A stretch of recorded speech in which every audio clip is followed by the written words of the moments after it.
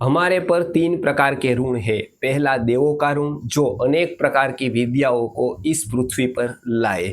Number दो, पितृओं का ऋण, जिन्होंने हमको भौतिक शरीर दिया और ये शरीर की पूरी परवरिश की। नंबर तीन, ऋषियों का ऋण, जिन्होंने हमको जीना सिखाया, जिन्होंने हमको संस्कार और सभ्यता के सूत्र दिए और उसका प्रचार प्रसार करके समाज को समृद्ध एवं संस्कारी बनाया। तो सबसे महत्व का जो ऋण है वो है ऋषियों का ऋण। और ये ऋषियों का ऋण यत्किंचित चुकाने के लिए हम क्या कर सकते हैं, उसके मनोमंथन का जो उत्सव या त्योहार है उसका नाम है ऋषि पंचमी। नाम से ही पता चलता है ये ऋषि संबंधित उत्सव या त्योहार है। उस दिन ऋषियों के प्रतिमा का या ऋषि की प्रतिकृति का तो पूजन अर्चन इत्यादि होता ही है, जो मुख्यता से साथ है। लेकिन ये तो एक हो गई सामान्य बात। विशेषता से हम उसके लिए क्या कर सकते हैं, तो ऋषि पंचमी के दिन 5 संकल्प लेकर हम ऋषियों का तत्व पूजन कर सकते हैं। क्योंकि व्यक्ति प्रतिमा प्रतिकृति से बहुत बड़ा पूजन होता है तत्व का पूजन। जो ऐसी 5 बातें हैं जो ऋषि मुनियों का पूजन या तो तत्व पूजन हम कर सकते हैं, ये 5 बातें जीवन में लाकर। सबसे पहली बात, ऋषियों ने जो ग्रंथ लिखे हैं जिसको आर्ष ग्रंथ कहा जाता है, समझने में थोड़े कठिन है लेकिन जीवन के लिए बहुत उपयोगी है। और इस जीवन को नहीं अपितु अपने जन्म जन्म के जीवन को समृद्ध करने के लिए बहुत उपयोगी है। व्यक्तिगत नहीं अपितु परिवार के लिए, समाज के लिए बहुत उपयोगी ऐसे स्वास्थ्य सूत्र, संस्कार के सूत्र ऋषियों मुनियों ने दिए हैं। वो संस्कार के और स्वास्थ्य के सूत्र उपलब्ध है उनके ग्रंथों में। तो कोई भी एक ग्रंथ का अध्ययन पठन व्यवस्थित रूप से करके हम ऋषियों का यत्किंचित ऋण चुका सकते हैं। नंबर 2, ऋषि मुनियों ने हमको अनेक प्रकार की वनस्पतियों का ज्ञान दिया है, लेकिन केवल ज्ञान काम का नहीं है, आचरण बहुत काम का है। तो इससे सुबह सुबह से ही एक वनस्पति का हम प्रयोग करके संकेत मात्र से उसका ऋण चुका सकते हैं। वो है अपामार्ग नाम की वनस्पति का दातून करके। हमको पता है कि ऋषि मुनियों ने दातून की, दंत मंजन की बात की है। ऋषि मुनियों ने और कोई भी प्रकार की पेस्ट इत्यादि की बात नहीं की है। हालांकि सार भरम कुछ भी ये पालन न कर सके, लेकिन आज एक दिन जो इस दिन अपामार्ग का बहुत महत्व है, जिसको विषघ्न यानी कि विष को दूर करने वाला बताया है और बहुत दिव्य औषधि बताई गई है आयुर्वेद में अपामार्ग को, जिसको अघाड़ा कहा जाता है।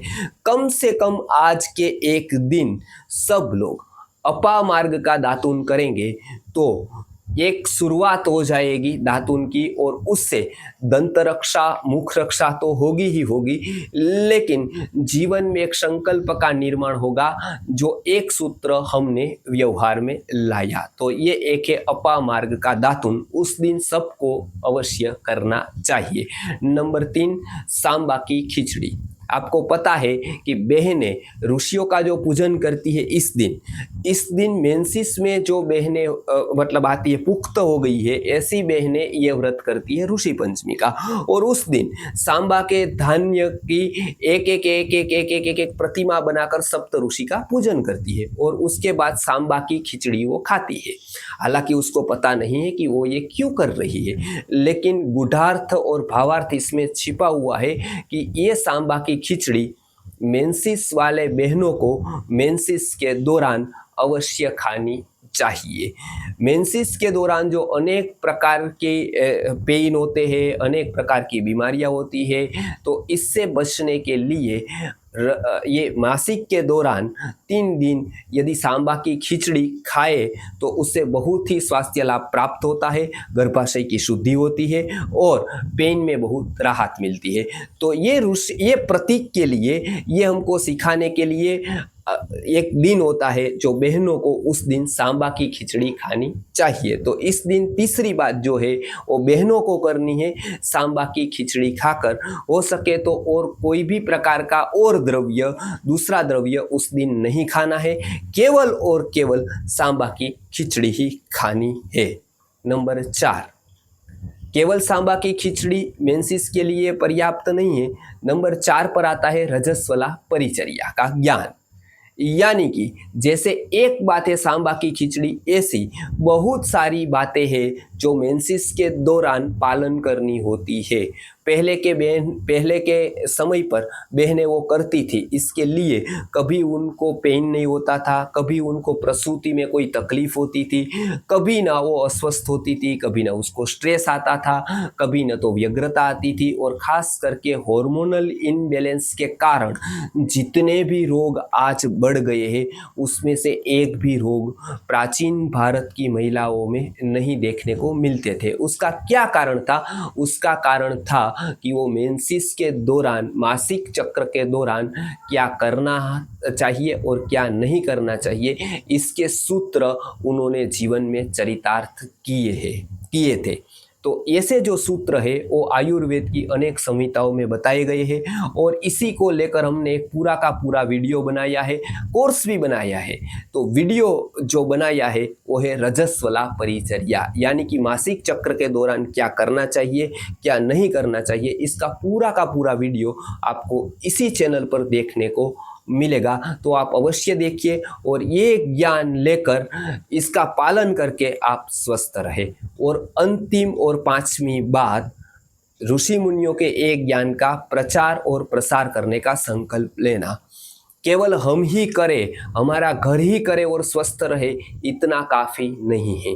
पहले तो हम हमारा घर, वहाँ से शुरुआत करें और उसके बाद समाज में, अपने सगे संबंधियों में भी इस ज्ञान का प्रचार प्रसार करने का संकल्प करके हम ऋषि मुनियों का ज्ञान प्रसारित करके उनके ऋण में से अंशतः मुक्त हो सकते हैं। तो ये 5 बताई हमने जो बातें, उसमें ग्रंथों का अध्ययन, अपामार का दातुन, सांबा की खिचड़ी, रजस्वला परिचर्या का पालन बहनों को, और 5वां ये ज्ञान का प्रचार और प्रसार करने का संकल्प। ये 5 बातें करके हम ऋषि मुनियों का तात्विक पूजन कर सकते हैं और उनके ऋण से यत्किंचित मुक्त होने का प्रयास कर सकते हैं।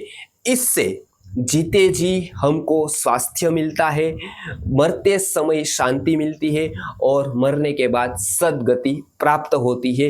इतना महत्वपूर्ण है ऋषि मुनियों का तात्विक पूजन और इतना बड़ा परिणामदायी है ऋषि मुनियों का एक ज्ञान।